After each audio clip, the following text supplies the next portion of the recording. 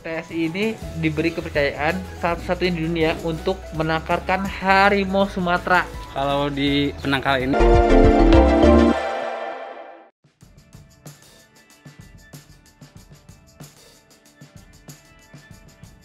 Arsyad Ahmad mengomentari 3 harimau Sumatera mati di Aceh gara-gara jerat babi. 3 harimau Sumatera itu ditemukan mati pada 24 April 2022 di kawasan hutan PT Aloer Timur, Desa Trimulia, Kecamatan Peunaron, Aceh Timur.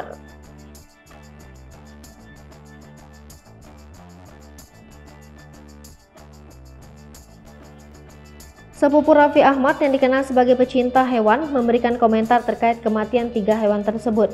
Lewat Instagram story miliknya, Arsyad Ahmad menuliskan komentarnya.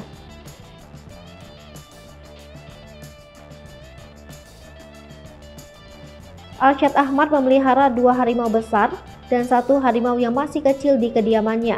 Menurut Arsyad, melihat kondisi hutan saat ini, dirinya makin tidak yakin dengan keamanan untuk melepaskan harimau-harimau miliknya.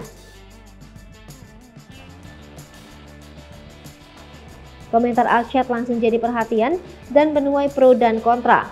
Ada netizen yang merasa tulisan Arsyad justru bisa memancing masyarakat untuk memelihara satwa liar di rumah.